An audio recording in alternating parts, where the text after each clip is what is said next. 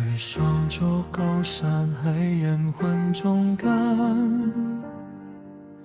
靜靜地坐低，滿途就走近。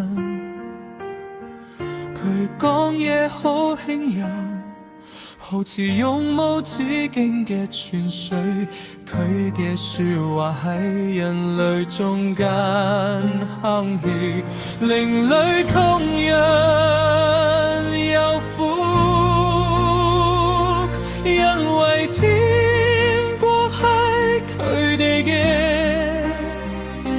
溫柔同誠實嘅人有福，佢哋會繼承地球。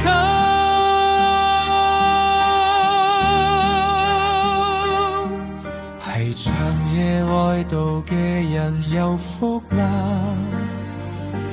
因為佢哋會得到安慰同安慰。餓渴意嘅人有福啦，就算生活動盪，佢哋都會揾到光輝。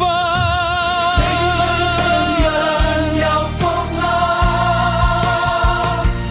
佢哋會得到憐憫。純潔無辜嘅人有福，因為佢哋會見到神。